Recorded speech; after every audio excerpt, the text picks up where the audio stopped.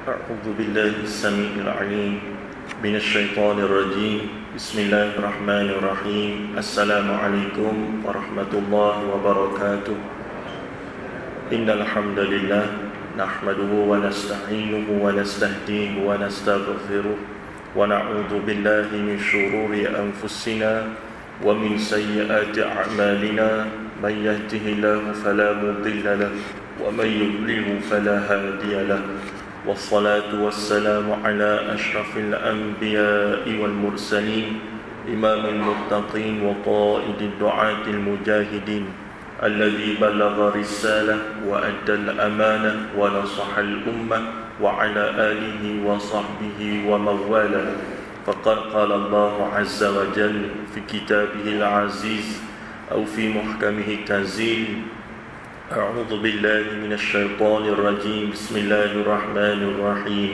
وتزودوا فإن خير الزاد التقوى صدق الله العلي العظيم. Yang dimuliakan Jawatan Kuasa Tuan Imam, Jawatan Kuasa Masjid Muslimin dan Muslimat, hadirin hadirat, tuan-tuan dan puan-puan, alhamdulillah sekali lagi kita bersua untuk kesekian kalinya pada pagi ini dan kita berada dalam bulan Ramadan. Hari ini kita masuk ke hari ke-8. Alhamdulillah atas peluang dan ruang yang diberikan oleh Allah Azza wa Jalla kepada kita pada hari-hari yang berlalu, dan kita doakan semoga Allah Azza wa Jalla memudahkan apa jua urusan kita pada hari-hari akan datang. Dan sempena dengan bulan Ramadan, pertemuan kita setahun sekali dengan bulan Ramadan, maka anak kira kita tidak salah untuk mengambil sedikit sebanyak ibrah daripada ayat-ayat daripada Al-Quran dan atau hadis Nabi sallallahu alaihi wasallam berkenaan dengan bulan Ramadan. Oleh yang demikian kita tangguhkan seketika dalam kitab tafsir Al-Munir, khususnya dalam surah Asy-Syamsu, sambungan dari ayat ke-11 ke seterusnya. Cuma pada pagi ini kita sama-sama tengok kepada beberapa ayat yang boleh untuk kita jadikan sebagai rujukan, iaitu tentang way forward kita dalam beberapa hari ataupun masih puluhan hari akan datang dalam bulan Ramadan ini. Khususnya kalau tuan-tuan dan puan-puan ada resam uswani pada muka surat 234, iaitu khususnya merujuk kepada surah Hud ayat yang ke-112 sehingga ayat ke-115. Sekali lagi, iaitu pada surah Hud ayat ke-112 sehingga ayat ke-115 dalam resam Usmani pada muka surat 234, iaitu berkenaan dengan istiqamah dalam beragama, dalam kita menilai kembali prestasi kita pada seminggu yang telah berlalu, dan kita mahu kekalkan momentum pada minggu-minggu akan datang, dan atau kita mahu meningkatkan prestasi kita pada puluhan hari akan datang insya-Allah. Jadi kita baca dalam lebih kurang 1, 2, 3, 4 ayat berkenaan dengan konsep istiqamah dalam beragama. Surah Hud ayat 112 hingga ayat 115. A'udzu billahi minasy syaithanir rajim. Bismillahirrahmanirrahim. Fastaqim kama umirt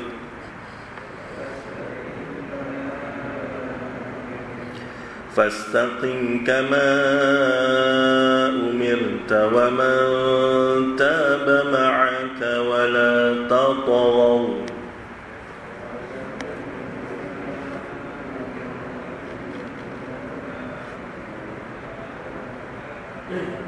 innahu bima ta'maluna basir.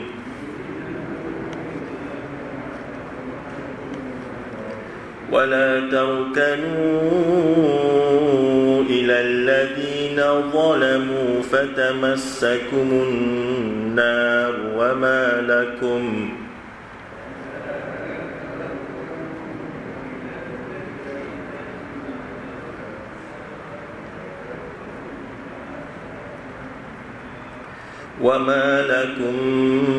من دون الله من أولياء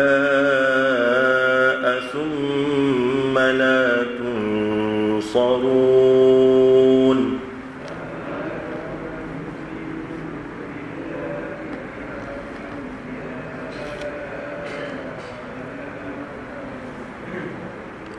وأقم الصلاة طرفي النهار وزلفا من الليل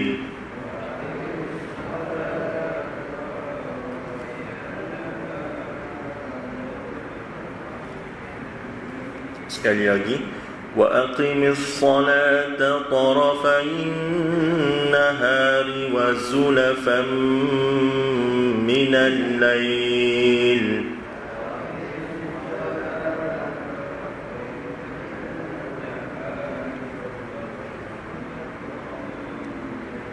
إن الحسنات يذهبن السيئات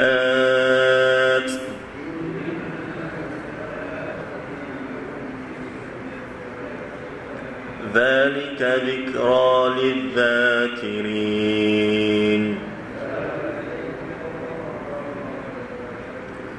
واصبر فإن الله لا يضيع أجر المحسنين.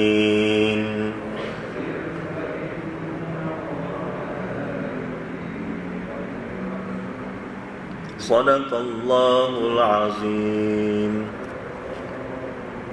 Allah Azza wa Jalla berfirman yang bermaksud, maka tetaplah, ayat 112, maka tetaplah engkau wahai Muhammad di jalan yang benar sebagaimana yang telah diperintahkan kepadamu dan juga orang yang bertaubat bersamamu, dan janganlah kamu melampaui batas, sesungguhnya Dia Maha melihat apa yang kamu kerjakan. Ayat ke-113, dan janganlah kamu cenderung kepada orang yang zalim yang menyebabkan kamu disentuh api neraka, sedangkan kamu tidak mempunyai seorang penolong pun selain Allah, sehingga kamu tidak akan diberi sebarang pertolongan. Ayat ke-114, dan dirikanlah salat pada kedua hujung siang, pagi dan petang, dan pada bahagian permulaan malam. Perbuatan-perbuatan baik itu menghapus kesalahan-kesalahan, itulah peringatan kepada orang yang selalu mengingati Allah. Ayat ke-115, dan bersabarlah, oleh sebab sesungguhnya Allah tidak mensia-siakan pahala orang yang melakukan kebaikan. Shadaqallahul aliyyul azim. Baik, kita nak mengambil ibrah daripada intisari atau intipati ayat-ayat ini, insya-Allah ya, pada pagi ini ya, sebagaimana yang disebutkan pada mukadimah sebentar tadi. Kerana dengan kedatangan Ramadan, sebenarnya setiap kali kedatangan Ramadan, semua orang mempunyai impression yang berbeza ataupun hasrat yang berbeza ya, ataupun apa yang dia nak berbeza daripada Ramadan yang telah berlalu daripada dia.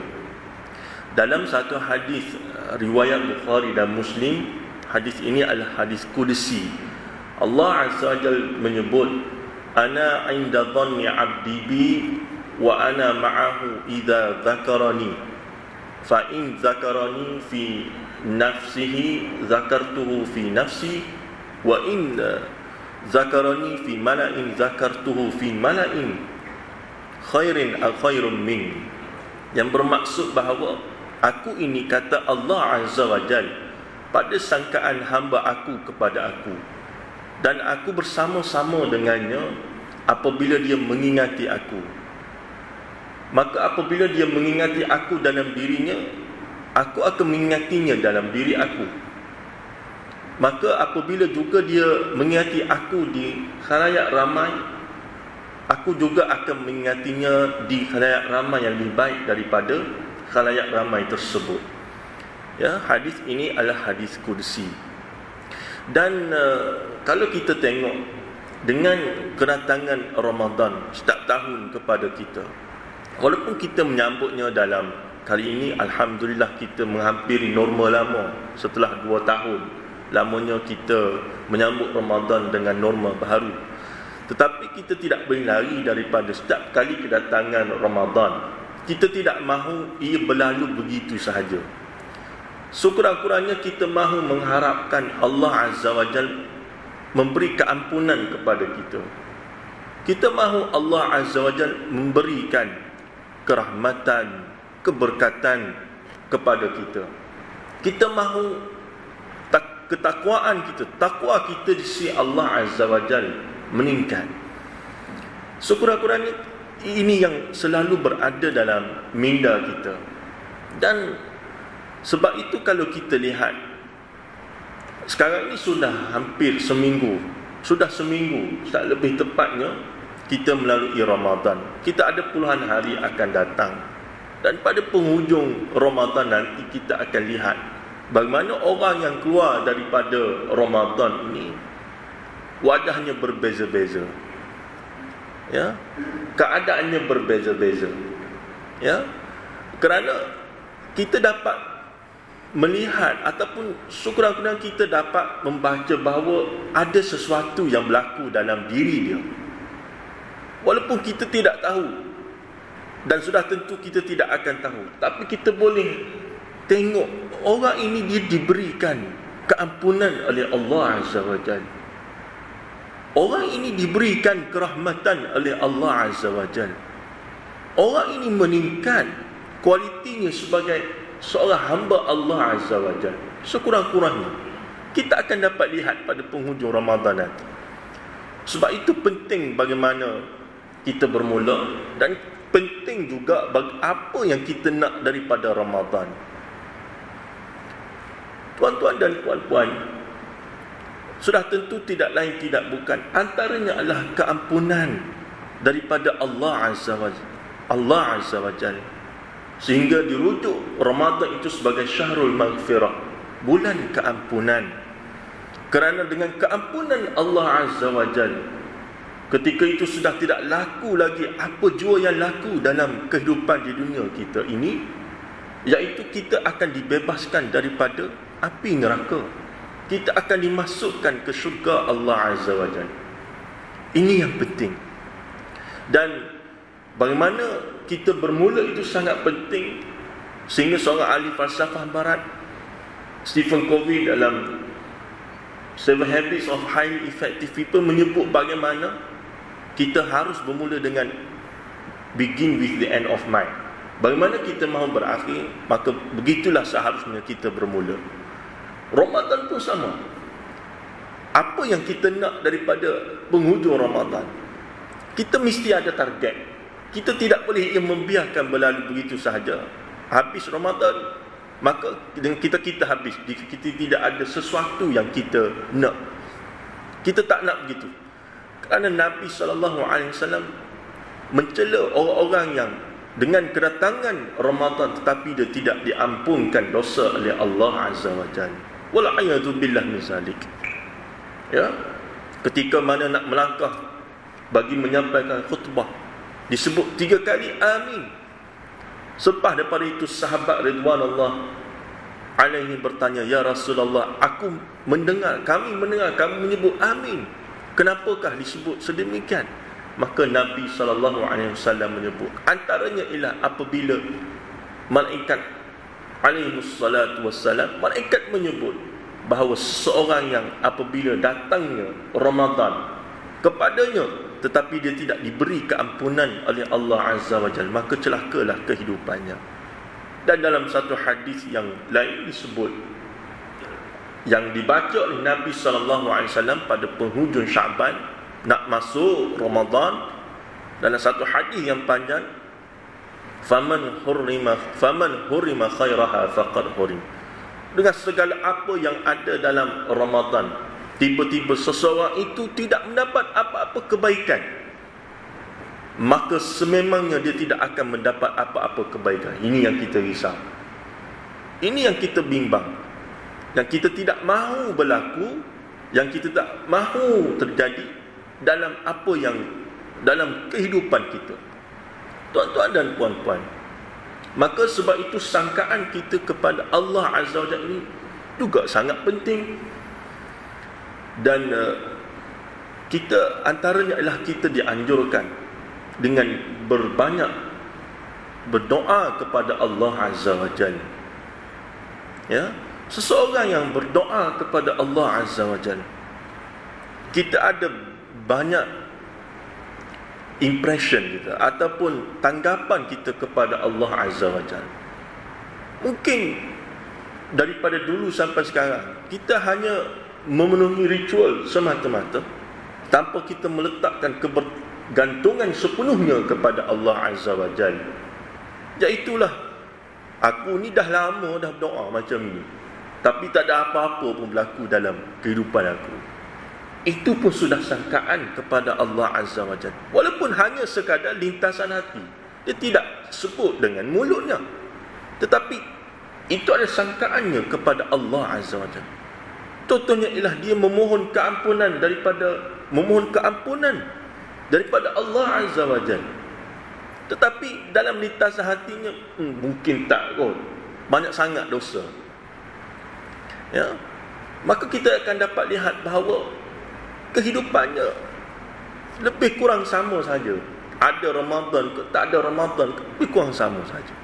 Tetapi orang yang dalam hatinya betul-betul sangkaannya baik kepada Allah Azza wa Jalla, walaupun dosanya sebesar gunung, tetapi sangkaannya baik kepada Allah Azza wa Jalla bahawa dia akan diampunkan dosa, kita akan dapat dia menjadi seorang yang berbeza pada penghujung Ramadan. Bahkan dalam hari-hari Ramadan, kehidupannya kita dapat lihat perubahan berlaku.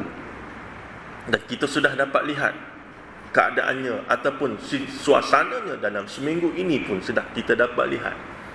Sebab itu alhamdulillah, dengan kedatangan Ramadan, pada awal-awal Ramadan kita dapat lihat ramai orang, ya, dan kita dapat lihat ramai dari segi keterujaan dan sebagainya. Mereka ini semua, termasuk kita, ada benda yang kita nak daripada Ramadan, tetapi ini memerlukan kepada istiqamah dalam beragama, ya, yang kita akan tengok sekejap daripada ini nanti. Kita nak sebut tentang sangkaan itu terlebih dahulu.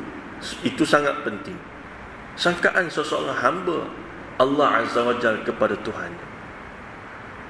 Dari itu, tuan-tuan dan puan-puan, kadang-kadang kita ni nak kira baca Quran pun lebih kurang saja, nak kira solat pun lebih kurang saja, nak kira sedekah pun lebih kurang saja.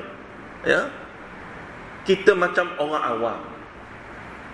Tetapi seseorang yang sentiasa mengingati Allah Azza wa Jalla, wa ana ma'ahu idza dzakarani, ini sangat penting.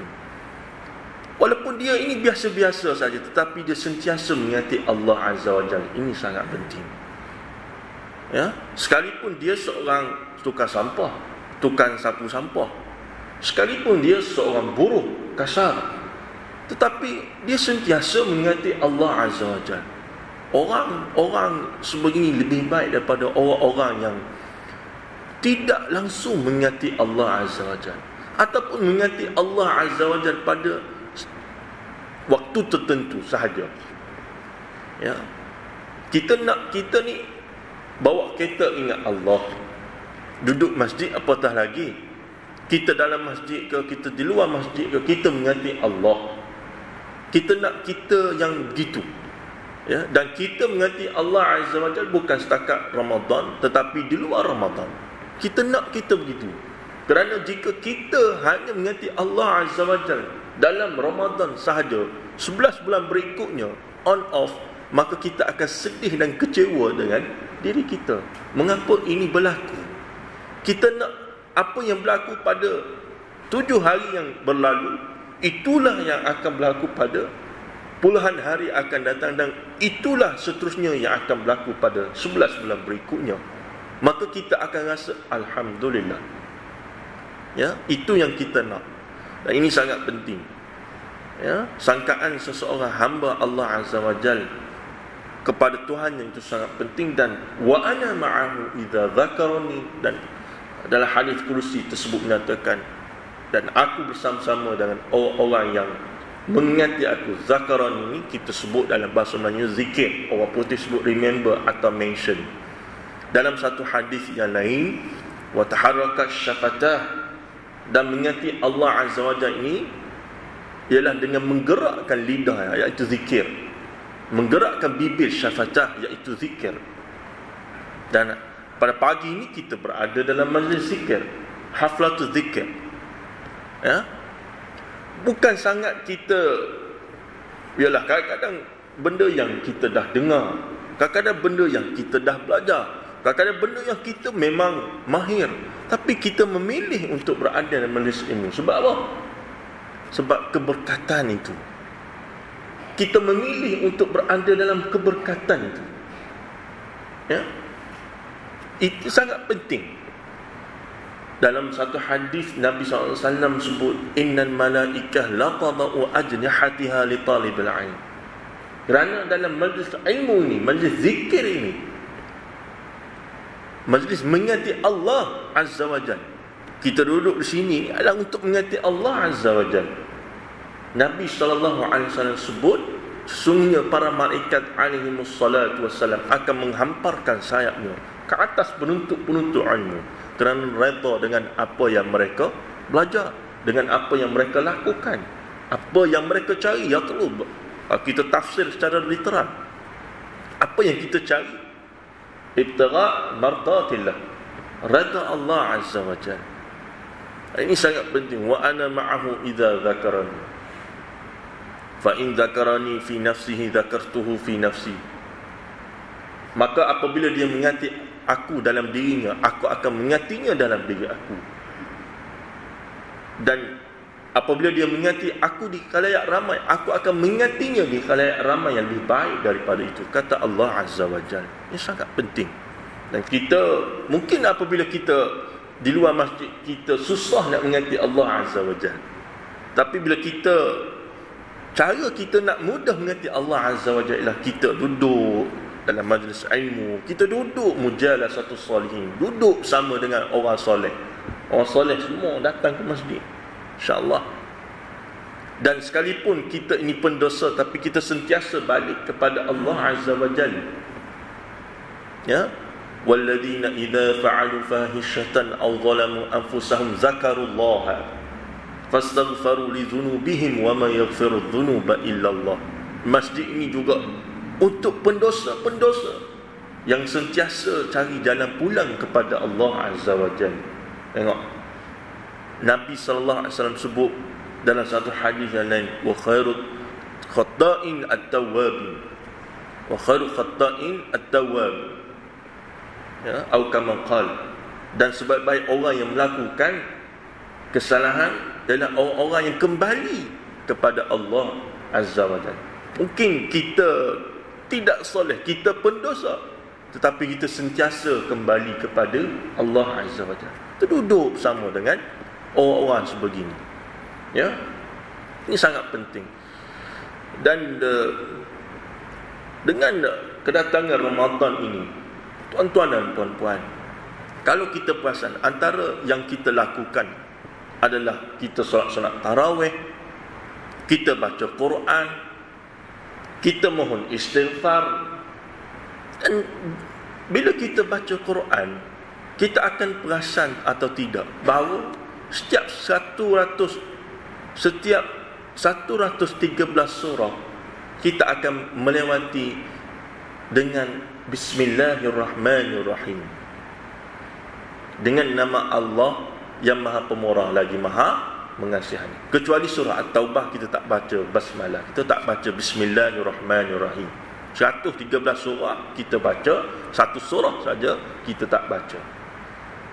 Allah Azza wa Jalla ada 99 nama.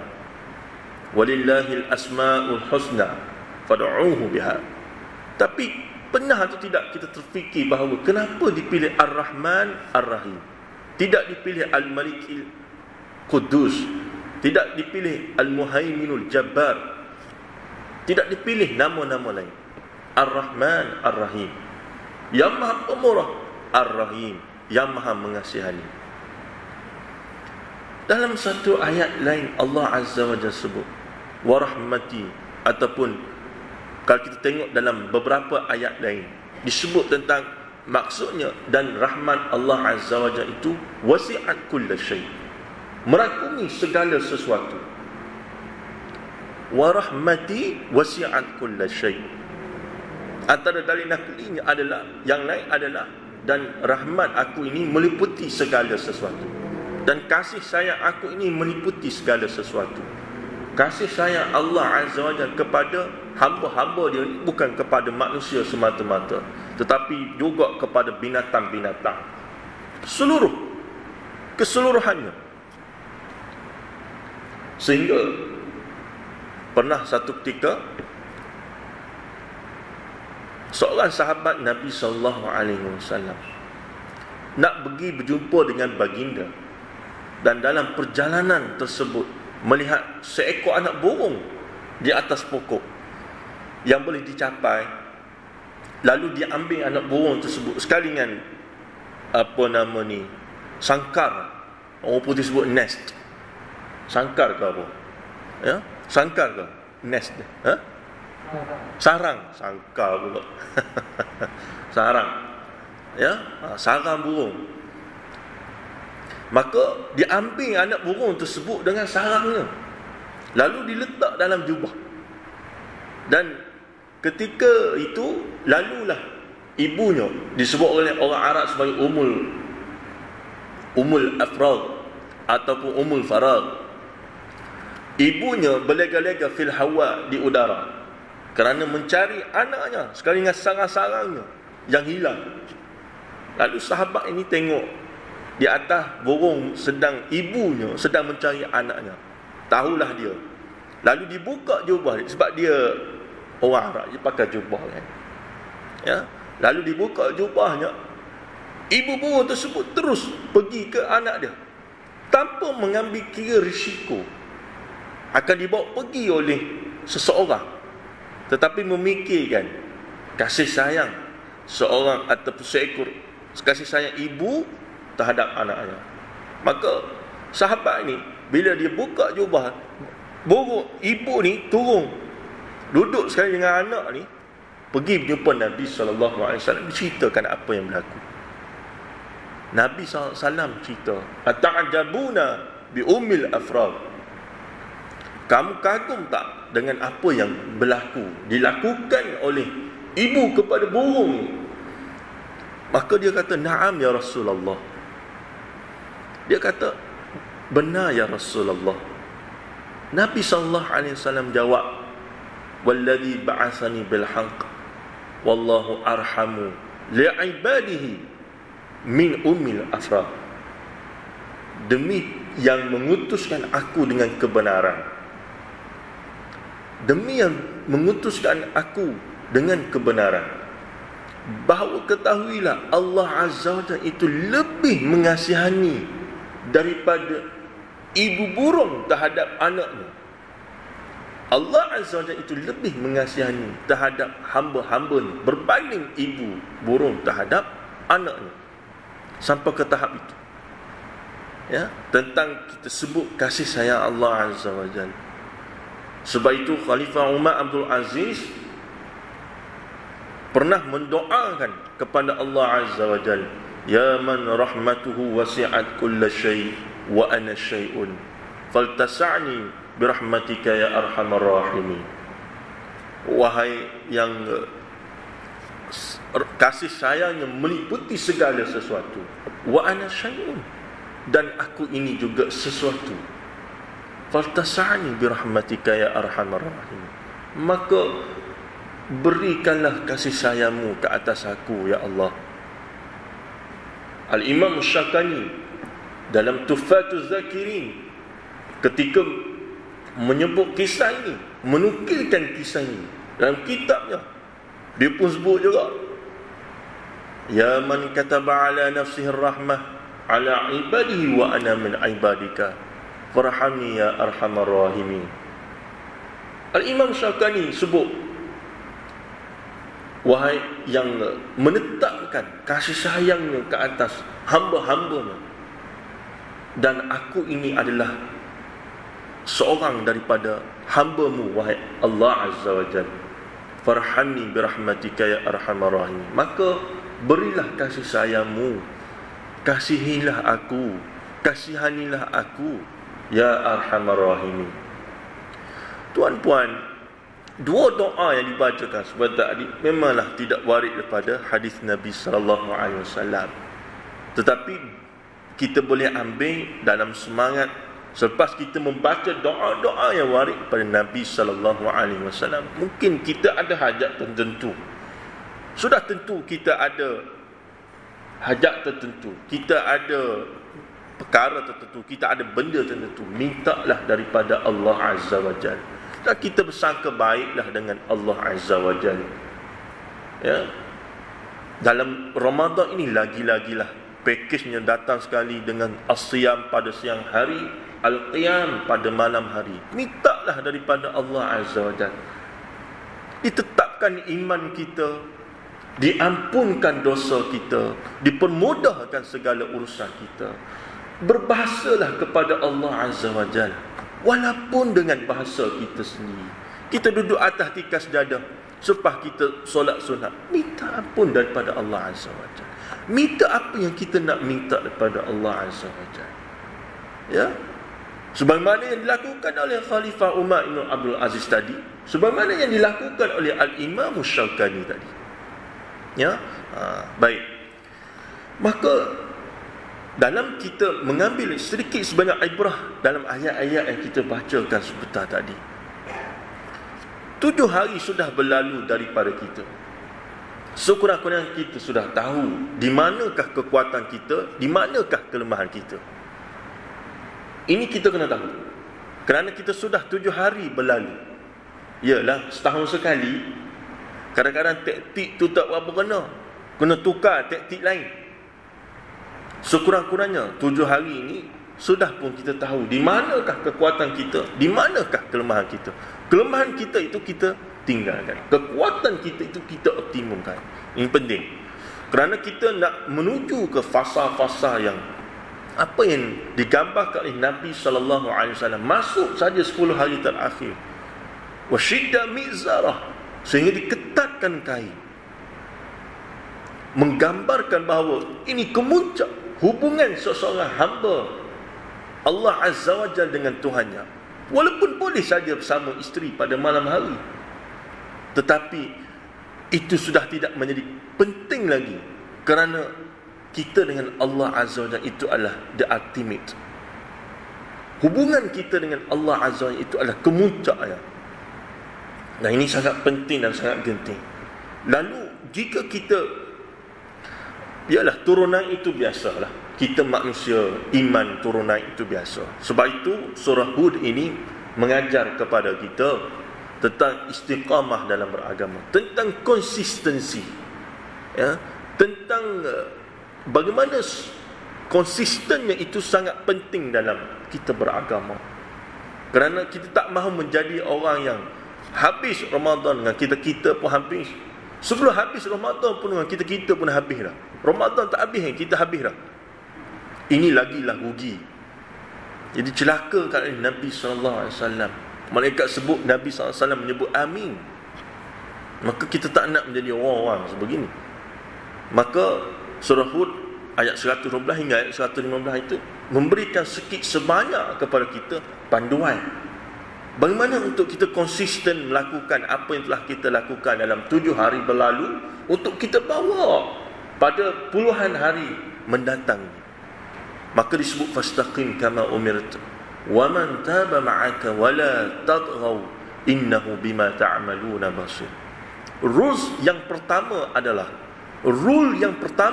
wala tadghaw, dan jangan kamu melampaui batas. Ya, fastaqim, Allah Azza wa Jalla sebut, maka hendaklah kamu tetap atau istiqamah. Asal daripada perkataan qama yaqumu. Istiqamah ada harfuz zaidah di situ, ada hurufuz zaidah, ada huruf-huruf tambahan di situ. Harfuz zaidahnya apa dia? Huruf alif, huruf sin, huruf ta. Satu requirement ataupun satu request daripada Allah Azza wa Jalla kepada hamba dia. Macam kita sebut ghafar, istighfar, astaghfirullah. Ghafar, ampun. Istighfar, astaghfirullah. Astaghfirullah maknanya secara bahasa, aku minta ampun daripada Allah Azza wa Jalla. Bila sebut istiqamah, sama saja dengan istighfar. Maknanya satu permintaan untuk seseorang itu tetap dengan agama dia.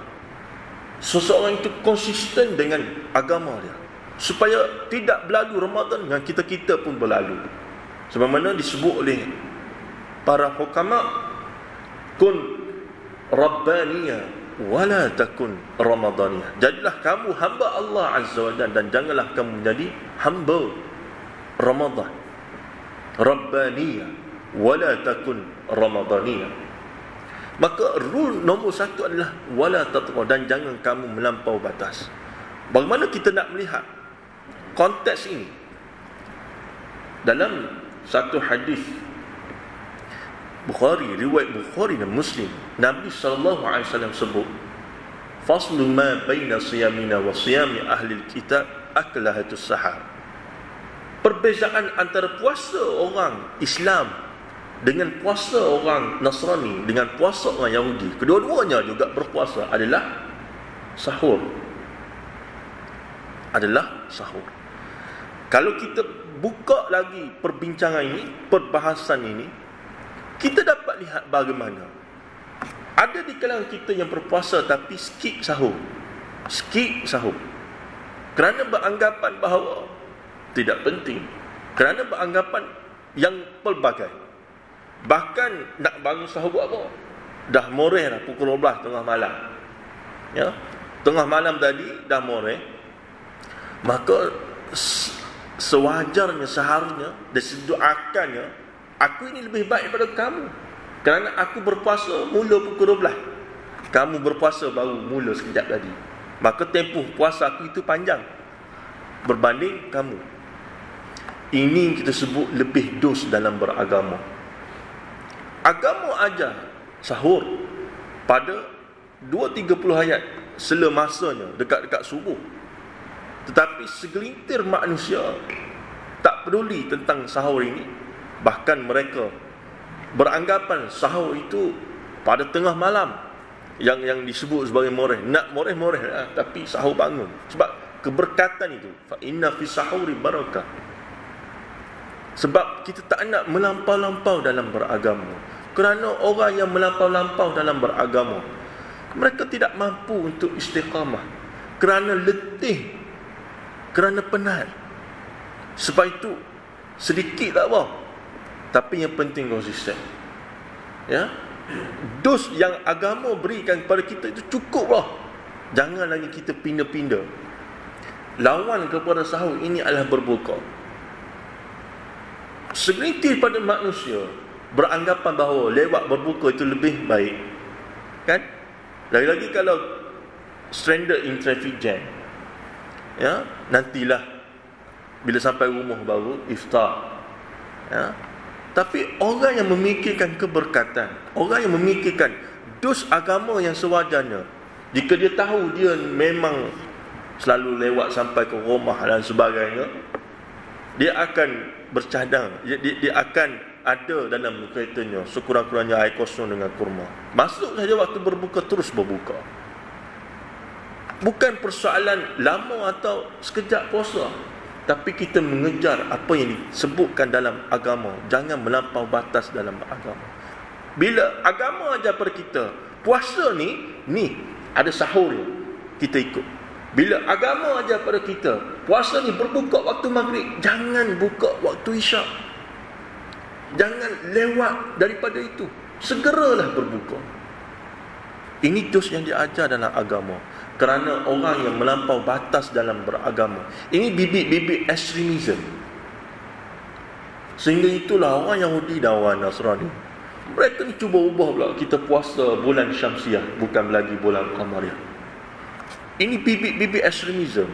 Kerana berlaku adjustment, berlaku perubahan tidak sebagaimana yang dianjurkan dalam agama. Bahkan sampai ke satu tahap orang agama segelintir pada mereka tak boleh nikah kahwin, ya, kerana ia atas pelbagai sebab. Ini juga bibit-bibit ekstremisme dalam beragama. Sedangkan Islam bukan begitu, ya. Islam menganjurkan nikah kahwin, ya, kerana Islam meraihkan keperluan dan kehendak manusia. Ini sangat penting. Kita nampak benda sikit, tapi benda sikit ini jika kita biarkan, inilah percikan-percikan yang menyebabkan seseorang itu melampau-lampau dalam beragama. Sebab itu ada hadis kisah Salman dan Abu Darda, ya, yang Nabi SAW sebut, fa'ati kulladhi haqqin haqqahu, maka berilah yang hak itu kepada yang berhak. Ya, apabila sahabat sepanjang malam qiyamul lail tak tidur, maka ditegur oleh Nabi SAW kisah ini bahawa wali ahlika alaika haqqun, ahli keluarga kamu ke atas kamu ada hak. Wali badanika alaika haqqun, badan kamu daripada kamu ada hak. Hak kita kepada ahli keluarga kita bersama-sama dengan mereka. Hak kita, hak badan kita ke atas kita adalah untuk diberikan kerehatan. Sebab tu bukannya Islam datang ni kita kena beribadat sepanjang masa tak tidur. Jangan, itu melampau batas. Sepanjang malam qiyamul lail tak tidur, itu melampau batas. Tengok, bahkan dalam perkara yang berkaitan dengan bila Ramadan ni pakejnya datang sekali dengan qiyamul lail, dianjurkan kita untuk tidur sekejap. Dianjurkan kita untuk tidur sekejap. Sampai ke tahap itu, agama pun suruh kita tidur, tiba-tiba kita tak tidur. Ini melampau batas, ya. Wala tatghaw, dan jangan kamu melampau batas. Itu yang pertama. Maka kita tengok waktu sahur kita, waktu berbuka kita, kita nampak kecil isunya, tapi jika dibiarkan ia boleh menjadi besar. Kerana ini bibit-bibit bahawa kita sudah lari sedikit sebanyak daripada dos agama. Macam juga tarawih, bermula selepas isyak sampai subuh tempohnya, ya. Kita kerja ni macam-macam. Kalaulah kita tak berkesempatan kerana malam ni kita bekerja, adalah kerja kita, tak apalah, selepas daripada itu. Kalau kita penat sangat, tak apalah, tidur dulu, bangun, barulah kita tarawih. Pukul 5 ke baru nak start tarawih, tak apa, ya. Segelintir pada kita kan, kerana waktu tarawih itu panjang, ya. Ini nak paksa juga diri bertarawih sampai tak tahu rakaat ke berapa, tertidur dalam tarawih. Ada, kalau tak ada tak sebut, ya. Memang ada. Sebelah mana masa tu kita kata balik tidur lah, balik tidur dulu, letih sangat, ya, sampai tahap tu, ya. Baik, wala tarkanu ilal ladzina zalamu fatamassakumun nar. Rule nombor 2 adalah, dan janganlah kamu cenderung kepada kezaliman, maka kamu akan disentuh oleh api neraka Allah Azza wa Jalla. Rule nombor 2 adalah jangan kamu cenderung kepada kezaliman. Apa maksudnya? Kata Syekh Hasan Al-Basri, ju'ila dinu bainal la'aini, dijadikan agama ini daripada dua jangan. Dua jangan agama ini dijadikan. Pertama, jangan melampau batas. Kedua, jangan cenderung kepada kezaliman. Apa maksudnya? Kata Syekh Fadl Hasan Abbas dalam kitab Al-Khumasiyyatil Mukhtar fi Tahdhibi Nafsil Ammarah, bahawa kecenderungan kepada kezaliman ini adalah kecenderungan emosi, kecenderungan prinsip, ya, kecenderungan perasaan. Tuan-puan kena ingat, dalam ayat berkaitan dengan istiqamah dalam beragama ni, bukannya melakukan kezaliman, cenderung kepada melakukan kezaliman pun tak boleh. Maknanya kita menyokong kepada kezaliman berlaku tak boleh. Dah kalau melakukan kezaliman itu sendiri lagi dah tak boleh. Ya, dan sudah tentu kezaliman yang paling besar adalah syirik kepada Allah Azza wa Jalla. Ya, inna syirka la zulmun azim, kata Allah Azza wa Jalla. Sesungguhnya kezaliman, sesungguhnya kesyirikan itu adalah sebesar kezaliman dalam dunia. Sesungguhnya kesyirikan itu adalah sebesar-besar kezaliman. Yang lain pun kezaliman juga, tapi syirik adalah kezaliman yang paling besar. Dan jangan kamu cenderung kepadanya. Kecenderungan yang dimaksudkan di sini adalah kecenderungan emosi atau perasaan atau prinsip. Ya, sehingga Sufyan Ats-Tsauri ambil sikap lebih tegas sedikit bila ditanya, wahai Syekh, aku ni tukang jahit baju kepada si zalim ini, maka adakah aku ini termasuk dalam orang yang melakukan kecenderungan kepada kezaliman? Syekh ambil sikap yang lebih tegas, iaitu bukan. Bahkan kamu ini orang yang melakukan kezaliman itu sendiri. Walaupun bukan dia pun yang buat kezaliman itu sendiri. Yang cenderung kepada kezaliman itu adalah orang yang jual pakaian kepada kamu. Ini sikap lebih tegas. Nak disebut di sini bahawa kecenderungan kepada kezaliman ini kadang-kadang berlaku disebabkan oleh ada kaitan kekeluargaan, ada kaitan posisi atau jawatan atau kedudukan, ada kaitan makan minum. Maka sebab itu Nabi sallallahu alaihi wasallam ajar kepada kita unsur akhaka zaliman atau mazluman. Tolonglah saudara kamu yang zalim dan yang dizalimi. Sahabat tanya, kaifa nasartuhu zaliman ya Rasulullah? Tolong orang dizalimi, kita faham semua, tak perlu perbahasan panjang. Orang dizalimi kita tolong, make sense. Orang zalim kita tolong, macam mana? Ai tamna'uhu minaz zulm, iaitu kamu mencegahnya daripada melakukan kezaliman. Bukannya oleh sebab kamu maka dia tak ada rasa malu untuk melakukan kezaliman. Bukan begitu. Ini sangat ditegaskan oleh Nabi sallallahu alaihi wasallam. Sehingga hadis man ra'a minkum munkaran falyughayyir bi yadihi fa in lam yastati' fa bi lisanihi fa in lam yastati' fa bi qalbihi wa dhalika adhaful iman. Jangan main-main dengan kezaliman. Dan kezaliman ini, kata Syekh Fadhil Hasan Abbas dalam kitabnya tadi, umum disebut dalam Al-Quran, maka kita biarkan tafsirannya umum. Kerana kezaliman ini termasuk kita melanggar hak Allah Azza wa Jalla, kita melanggar hak manusia. Apa jua bentuk kezaliman, kita mesti menjadi orang yang berprinsip, orang yang mencegah kemungkaran, orang yang mencegah kezaliman. Sebab tu hadis tadi, man ra'a minkum, man ini yashmilu kullu nas, imma inasa dzukura au inasa. Sama ada manusia itu laki, manusia itu perempuan. Dia ada kedudukan, dia tak ada kedudukan. Siapa melihat kemungkaran, kezaliman, cegah dengan biadih, dengan kuasa. Cegahlah dengan fabilisa ni, dengan pencerahan, dengan enlightenment. Ya, tak mampu juga, fabiqalbi, maka cegahlah dengan hati, iaitu kita menunjukkan kepada orang kita tak setuju dengan kezaliman yang berlaku. Apa juga kezaliman? Orang tahu ini yang disebut sebagai fabiqalbi. Sebab kita ni bukan siapa-siapa, kita ni orang awam, tapi orang tahu. Bila tengok kita ni, orang tahu kita tak akan setuju dengan kezaliman yang berlaku. Itu yang sewajarnya, dan itu selemah-lemah iman. Wa dzalika adhaful iman.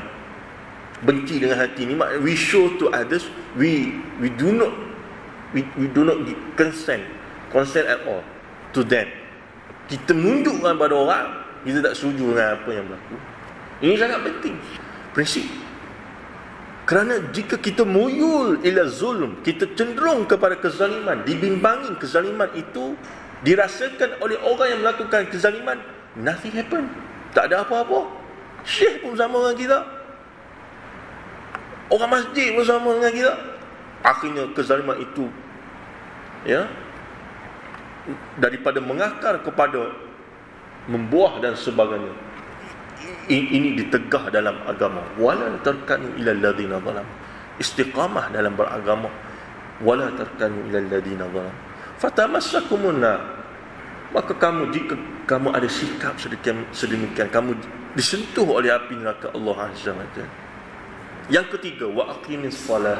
Rule nombor 3 adalah dan dirikanlah solat. Tengok, solat. Kenapa? Kerana solat ini sangat susah kita nak jaga.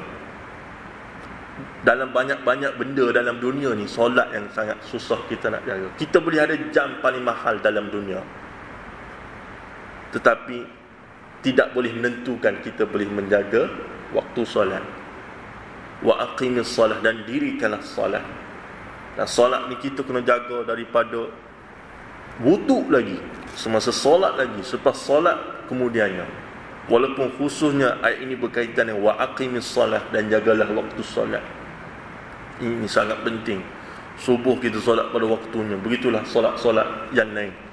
Memberikan nilai yang sewajarnya kepada solat. Ya. Dan juga kalau kita tengok tarafayn nahari wa zulafan minal lail innal hasanati yuzhibnas sayyi'at. Kemudian pada ayat-ayat berikutnya Allah Azza wa Jalla sebut juga, selain kamu menjaga solat, ya, yang sangat susah nak dijaga ini, tapi agama mengajar kepada kita untuk menjaganya. Kalau kita perasan 7 hari terakhir ini, ke belakangan ini, kita sangat mudah untuk menjaganya, ya? Dan kita sangat cakna. Lebih-lebih lagi masuknya waktu maghrib, itu sangat kita cakna. Dibimbangi 11 bulan sebelumnya, kita tak tahu pun dah masuk maghrib ke tidak. Tetapi 7 hari ke belakangan ini, kita sangat cakna subuh dan maghrib, ya. Dan kadang-kadang kita terbawa-bawa zuhur, asar bila, kan? Perasan ke tidak? Ya, bukan cakap subuh, maghrib, tapi kita pun akan cakna zuhur, asar. Padahal kita bukan tak kerja, kita kerja. Bahkan kita berpuasa, kita tak makan minum, ya, pada siang hari. Tetapi tengok, sedikit sebanyak perubahan. Ini benda-benda yang kita nak biarlah ia berterusan selama puluhan hari akan datang, sudah tentu. Dan selepas berakhirnya Ramadan. Ini sangat penting. Wa aqimis salah. Innal hasanati yuzhibnas sayyi'at. Juga dalam ayat ini Allah Azza wa Jalla sebut tentang sesungguhnya kebaikan-kebaikan akan menghapuskan keburukan-keburukan. Al-hasanat. Terlalu banyak kita boleh ambil intipati dan intisari daripada maksud hasanat, ya. Antaranya adalah kalau dengan keadaan kita, keberadaan kita dalam Ramadan, terlalu banyak kebaikan-kebaikan yang boleh kita lakukan untuk menghapuskan dosa-dosa yang kita lakukan, ya, dalam Ramadan, dalam bulan-bulan lain. Dan antaranya adalah bagaimana kita boleh memberikan iftar, kita boleh memberikan sedekah, kita boleh membaca Al-Quran dan sebagainya. Yang dirangsang oleh agama, bagaimana dianjurkan kepada kita, buatlah begitu kerana pintu syurga dibuka, kerana pintu neraka ditutup. Futihat abwabul jannah, ghuliqat abwabul jahim, kerana wa fihi lailatun khairum min alfi syahr, padanya ada satu malam lebih baik pada 1000 bulan. Wasuffidatis syayatin, diikat syaitan. Ini semua rangsangan kepada kita untuk kita melakukan kebaikan demi kebaikan. Bayangkan kita nak pergi beli belah, tiba-tiba ada traffic light yang semuanya ditukarkan lampunya kepada warna hijau, tak merah, tak kuning, semuanya hijau. Kemudian polis berkawal kiri kanan jalan. Kemudian sampai ke pusat beli belah tersebut, ada sale pula, Ramadan sale. Bayangkan, kalau begitu keadaannya, adakah ketika itu kita memilih untuk berpeluk tubuh di rumah ataupun kita memilih untuk pergi ke pusat beli belah? Jawapannya adalah sudah tentu kita memilih untuk pergi ke pusat beli belah. Bayangkan, kalaulah kita dalam keadaan, kalau kita pergi ke pusat beli belah yang ada sale, lampu isyarat semuanya hijau, kanan kiri jalan semuanya polis berkawal, nak parking apa semua senang. Tiba-tiba kita memilih untuk berada di rumah, nampak sangat kita tak berminat dengan sale di pusat beli belah tersebut. Itulah gambarannya. Bila agama ajar kepada kita dengan kedatangan Ramadan, ditutup pintu neraka, dibuka pintu syurga, diikat syaitan, padanya ada satu malam lebih baik pada 1000 bulan. Tiba-tiba kita memilih untuk tak hirau dengan Ramadan. Nampak sangat kita tak berminat dengan keampunan daripada Allah Azza wa Jalla. Kita tak berminat dengan apa yang ada dalam Ramadan. Sama je. Wala'iyadzubillah min zalik. Tuan-tuan, ini benda serius yang kita harus mengambil cakna daripadanya. Al-hasanati yuzhibna as-sayyi'at. Itu sebut tadi, ya, kebaikan-kebaikan menghapuskan keburukan-keburukan. Banyaklah contoh-contoh. Ya, kita boleh beri iftar kepada orang lain. Man fatara sha'iman falahul ajru misl, kata Nabi sallallahu alaihi wasallam. Siapa beri iftar kepada orang yang berpuasa, dia dapat pahala daripada orang yang berpuasa tersebut. Ini kalau kita reti sikit, kita beri iftar kepada jiran kita beri iftar kepada kita, tukar kan? Tukar. Jadi dia dapat pahala kita puasa, kita dapat pahala dia puasa, dapat dua pahala. Kita puasa kita dapat, dia puasa pun kita dapat. Sebab itu jangan pandang enteng, ya. Sesiapa yang biasanya ialah the sole breadwinner ni, ya, pencari nafkah tunggal, ataupun ayah bawa balik iftar ke rumah. Kalau 4-5 orang ahli keluarga berpuasa di rumah, dia dapat pahala tu. Ya, 4-5 orang ahli keluarga berpuasa di rumah. Jangan pandang enteng. Ya, kita kadang-kadang kita tak perasan, tapi ini kebaikan-kebaikan. Ya, al-hasanatu yudhibna as-sayyi'at. Dzalika dzikra lidzakirin. Dan rule nombor 4, selepas rule nombor 1, jangan kamu melampau batas. Selepas rule nombor 2, jangan kamu cenderung kepada kezaliman. Selepas rule ketiga, wa aqimis salah, dan kamu menjaga waktu solat. Rule nombor 4 lah, wasbir fa innallaha la yudhi'u ajral muslim. Bersabarlah. Kenapa Allah Azza wa Jalla simpulkan dengan simpulan kesabaran? Disebabkan oleh, kata Syekh Al-Ghazali dalam kitabnya, as-sabru yanqasimu ila salasati aqsam. Kesabaran ini boleh dibahagikan kepada 3 bahagian. Sabar. Pertama, as-sabru 'alal bala. Sabar atas bala, sabar atas musibah. As-sabru 'alal musibah. Ya, kita sabar ke atas sesuatu yang menimpa kita yang kita tak suka. Ini sabar. Ini biasalah. Ya, yang kita faham. Rumah terbakar, barang hilang, macam-macam lah. As-sabru 'alal musibah, sabar atas musibah. Itu yang pertama. Yang kedua, as-sabru 'alat ta'ah, sabar di atas ketaatan. Ya, kita sabar. 7 hari kita bangun sebelum subuh, kemudian kita solat subuh, kemudian kita dengan kuliah subuh, kemudian mungkin kita balik rehat sekejap, kemudian kita baca Quran, kemudian malam nanti kita tarawih, macam-macam. Meletih kan? Lagi-lagi kalau hari kerja. Tapi as-sabru 'ala ta'ah, kita sabar atas ketaatan. Kita sabar atas ketaatan. Sebab itu kita doa daripada Allah Azza wa Jalla, Allahumma a'inni 'ala dzikrika wa syukrika wa husna ibadatik. Sebab kita tak mampu. Ya Allah, a'inni 'ala dzikrika wa syukrika wa husna ibadatik. Tolonglah aku ya Allah. Aku ni lemah. Tolonglah aku ya Allah mengingati kamu. Ni kita datang ke masjid ni, kita nak mengingati Allah Azza wa Jalla. Tolonglah ya Allah. Aku letih, aku nak datang ke masjid juga. Tak apalah, sekurang-kurangnya aku boleh duduk bersama dengan orang soleh. Aku ni pendosa ya Allah. A'inni 'ala dzikrika. Sabar. Walaupun kita ada pilihan, kita boleh balik ke rumah tidur. Kita ada pilihan itu. Tapi baik kita tidur dalam majlis ilmu. A'inni 'ala dzikrika wa syukrika wa husna ibadatik. Dan tolonglah aku supaya aku sentiasa menjadi hamba-Mu yang bersyukur. Susah senang aku bersyukur ya Allah, alhamdulillah. Bukannya kita menjadi hamba Allah Azza wa Jalla yang hanya mengingat-ingat ketika senang, susah, tapi melupakannya ketika senang.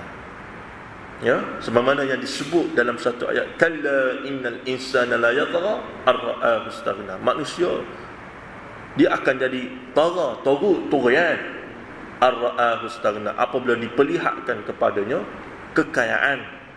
Juga diterjemahkan sebagai diperlihat kepadanya kesenangan. Jadi dia senang sikit, dia lupa Allah Azza wa Jalla.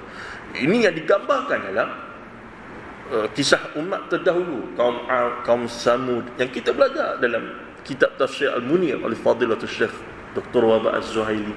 Kita masih belajar tentangnya dalam beberapa ayat tertentu. As-sabru 'ala ta'ah. Jadi kita minta daripada Allah Azza wa Jalla dan kesabaran atas ketaatan itu. Ya, puluhan hari akan datang, ya Allah. Ya, kita minta kepada Allah Azza wa Jalla. Dan yang akhir sekali adalah as-sabru 'ala tarkil maksiyah. Sabar dalam meninggalkan maksiat. Kena sabar juga. Meninggalkan maksiat ni bukan senang. Kerana kita tengok orang boleh buat, kita pun rasa nak buat juga. Dan kita tengok, kenapa kita tak boleh buat? Kita ada kuasa, kita ada pengaruh, kita ada kedudukan, kita ada jawatan. Kenapa orang boleh buat, aku tak boleh buat? Kerana kalau kita buat, no harm, tak ada apa pun.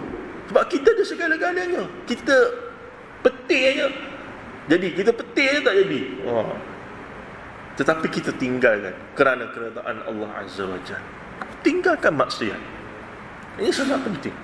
Dan ini menepati apa disebut ad-dunya sijnun lil mu'min wal jannatu lil kafir. Dunia ni adalah penjara kepada orang beriman, syurga bagi orang kafir.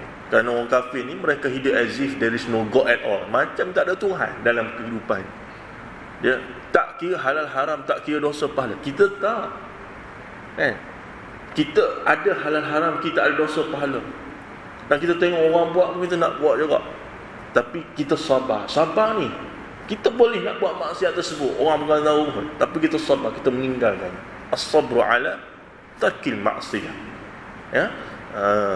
Dan tuan-puan, anda tutup pada pagi ni insya-Allah dengan satu apa yang pengajaran ditunjukkan oleh Abdurrahman Ibnu Auf radhiyallahu anhu. Ya, seorang sahabat Nabi SAW yang sangat suka berpuasa.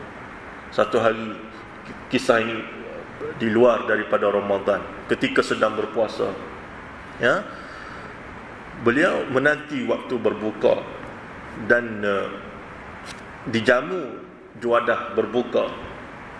Ketika itu beliau membacakan ayat-ayat Al-Quran. Ya, ni antara benda yang kita kena buat juga. Bila menanti, maksudnya waktu berbuka, ya, kita bacalah beberapa potong ayat. Ya. Lalu beliau ketika itu membaca daripada surah Al-Ahqaf, ya, khususnya ayat yang berbunyi falyawma adzabal huni bima kuntum tastakbiruna fil ardi bighairil haqq wa bima kuntum tastakbirun. Ya, yang mana ayat ini daripada surah Al-Ahqaf. Allah Azza wa Jalla sebut pada ayat sebelumnya falyawma tujzauna adzabal hun, ataupun tentang bagaimana pada hari orang kafir, wa yauma yu'radul ladzina kafaru, pada hari orang kafir diheret ke neraka Allah Azza wa Jalla. Adhabtum tayyibatikum fi hayatikum dunya, adhabtum tayyibatikum, oleh sebab kamu telah memaksimumkan segala apa kebaikan, manfaat yang ada dalam dunia ini tanpa mengira persoalan dosa pahala.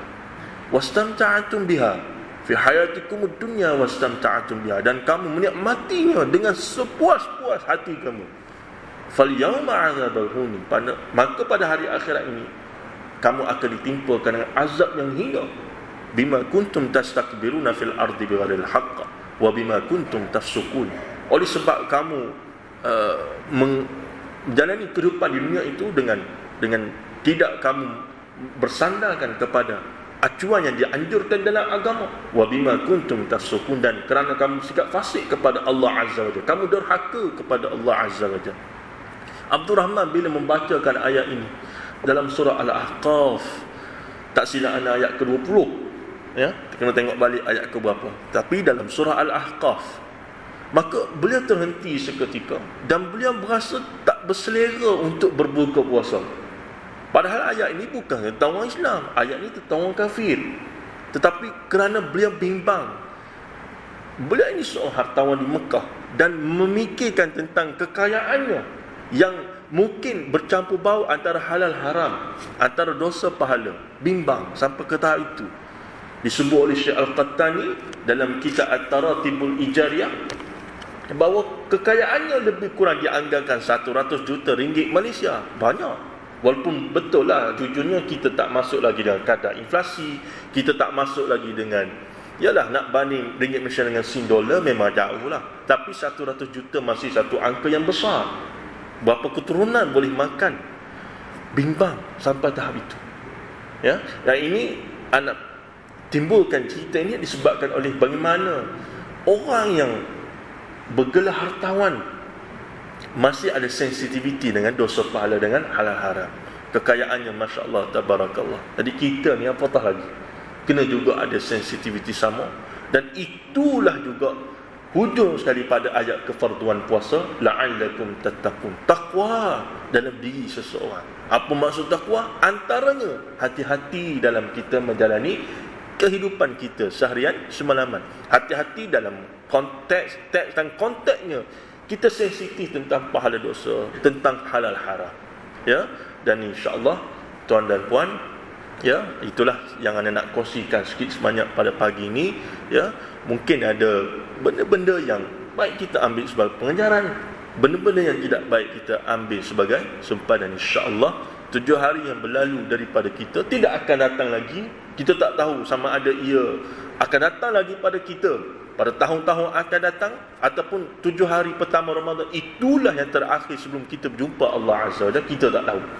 Dan kita juga, walaupun betul kita tak tahu adakah kita sempat dengan puluhan hari akan datang ni, kita doakan moga-moga kita sempat dan Allah Azza wa Jalla memudahkan kepada kita, ya, dalam kita melaksanakan, ya, ibadat kepada Allah Azza wa Jalla. Khususnya kalau kita mencari jawapan bagaimana untuk kita mengekalkan momentum, mengekalkan prestasi, meningkatkan kualiti, maka tengoklah dalam surah Hud ayat 112 hingga 115. Siru ala barakatillah. Moga-moga juga Allah Azza wa Jalla menjadikan kita daripada orang yang man qama ramadhana imanan wa ihtisaba, yang datangnya Ramadan maka kita sambutnya, kita dirikannya, kita isikannya dengan keimanan dan pengharapan kepada Allah Azza wa Jalla, dan kita diampunkan dosa oleh Allah Azza wa Jalla insya-Allah. Aqulu qawli hadza wa astaghfirullah العظيم لي ولكم والسلام عليكم ورحمة الله وبركاته.